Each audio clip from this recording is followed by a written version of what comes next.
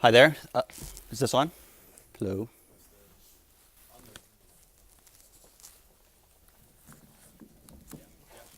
Hi. So very happy to be back in Denmark again, officially the world's happiest country.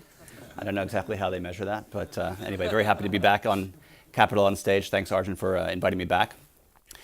Since the last time I was on stage, I had two children, changed companies, and made 5 new investments. So it's been an eventful few years, the last few years.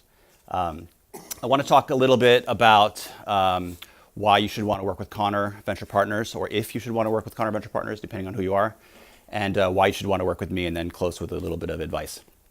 So I think, first of all, it's been said already on the stage that you should diligence your investors.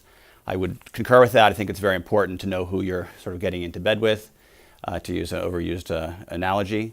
But I think it's also important to know that you have alignment with your strategy and your expectations. And some firms are, global and all stages, and some firms are more focused. We're one of the more focused ones. And so, again, to use maybe a poor romantic analogy, sometimes when you are the victim of rejection, you hear the words, "It's not you, it's me." And I think that's very apropos in our case because we have a very specific strategy. We are focused on Nordic and Baltic origin companies, which have strong barriers to entry for their companies.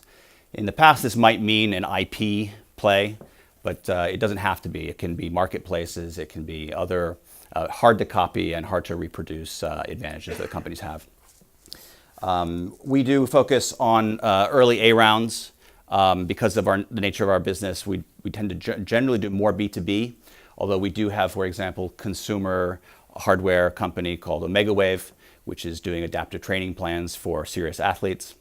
So it's not a B2B restriction, but it's a B2B bias. Probably about 80% of our work is in that area. We also look for capital efficient companies, and part of that is driven from the size of our fund.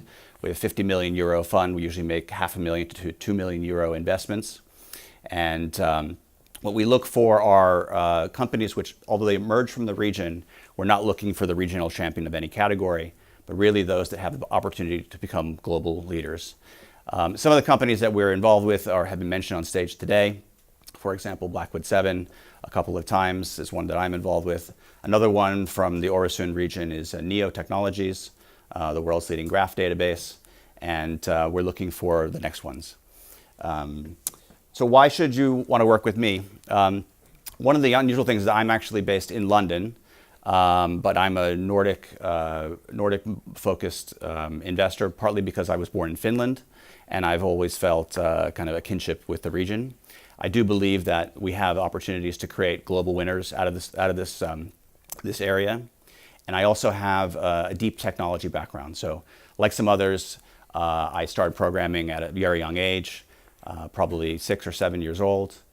Sold my first software license when I was 10, and continued on from that. I also have a deep interest in some technical topics which were not fashionable when I was studying them. Artificial intelligence I started studying in the early 90s. I had a chance to work with people like Rodney Brooks, founder of the biggest robotics company in the world, Marvin Minsky, etc. And I think that AI now is becoming applied AI is actually now the new market opportunity. It used to be artificial intelligence was for a science lab, and now it's being applied to many different activities, including advertising, health, everything. If I could close with some advice, I would say to be ambitious and to not overly romanticize our competition in California. Recently, I was on a plane for a California board meeting. I had a chance to catch up on a few movies, something that's rare for a parent of 2 small children. And there were two films, one about Steve Jobs and one about Dr. Dre, straight out of Compton. And if you look at the hardships that they went through to build their businesses and to build their careers, and think that we have it harder here with free healthcare, free education, the safety net, the great designers and the great developers, then you're not thinking high enough. So aim high. Thanks.